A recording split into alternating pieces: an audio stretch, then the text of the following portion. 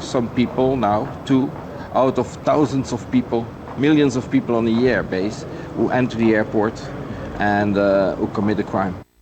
Let's go to Brussels and check in with Aaron Katersky. Aaron, lots happened in the last 24 hours. Good morning, and thanks for checking in.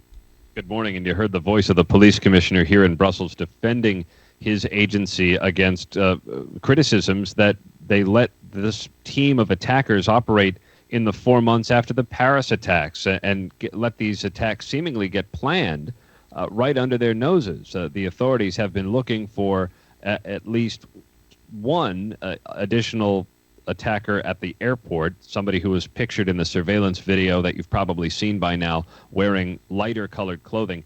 And this morning we're learning that there was perhaps a second attacker at the metro station, pictured on a surveillance image that has not been released, but we're told it exists, of him on the platform with the suicide bomber. What happened to him isn't clear. Yeah. Tell us about the note they found. Well, they found some messages on a computer that from one of the brothers involved in the attacks, and it indicated that he may have gotten a little bit nervous or scared, and that followed the capture of Salah Abdeslam, the last remaining Paris attack suspect. And he writes about not feeling safe and believing everybody's after him, and he's going to end up in a cell next to him. We're not sure the him is Abdeslam.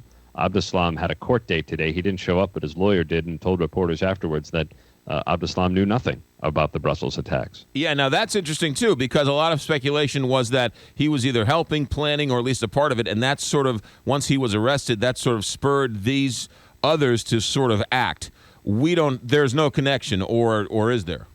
Well, the authorities haven't said, but it is a leading theory, and I think the writings or the messages that were found on the computer kind of point in that direction.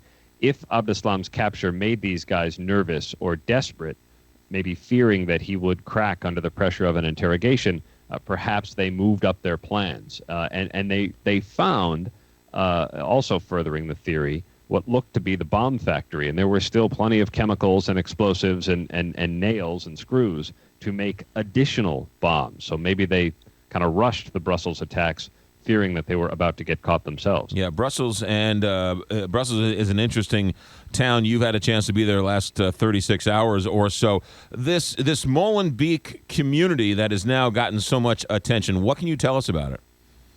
It's been kind of an isolated pocket where Muslims live, and this has been a concern all over Europe and in some cases the United States, where communities kind of operate almost independently of the rest of the population. And it's there where Salah Abdeslam was able to find safe haven for 4 months, it's believed, caught in the very neighborhood where the attacks were planned and, just down the block from where he lived and grew up. So there's a real concern about these communities where the authorities of the state don't have eyes, don't have any kind of information, and therefore aren't able to disrupt things before they occur. Yeah. Did I hear you say that they are going to send this Paris, the alleged Paris attacker, back to France? They're seeking extradition in France, and we learned today from the attorney that Abdeslam would no longer fight extradition. Apparently wants to get out of Belgium as soon as possible and go to France. And, we're not sure why that is. The lawyer didn't elaborate, but he asked for a month delay while he studies some paperwork. So we'll see. But it seems like Abdeslam, at some point in the near future, will be on his way to France to stand trial for his role in the Paris attacks that killed 130 people. What are we learning from the two who died in the attack and the one who's still on the loose? What are we learning about them in terms of their history? We don't know much because they haven't been formally identified. So the guy who's on the loose, what role he was supposed to play other than another one of the bombers, the authorities haven't said.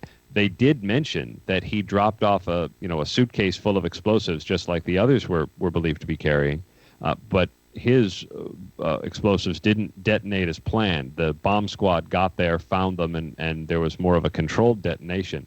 Had it gone off, it would have been the biggest bomb of all, the prosecutors had said. How about the story of the cab driver? Did I hear the cab drivers who took them to the bomb site said they couldn't get all the bombs in the cab? Is that accurate?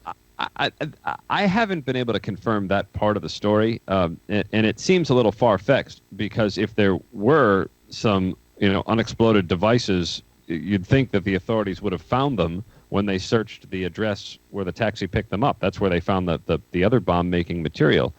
Nonetheless, the taxi driver, according to police, recognized the men he said he drove to the airport on the surveillance camera and called police, led them to the address that they searched and where they found what looked like the bomb factory.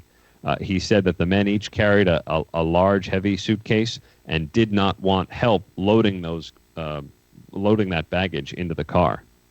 Aaron Katersky live from Brussels. Great job, Aaron. Thanks for checking in. Thanks, McGraw. 7:25.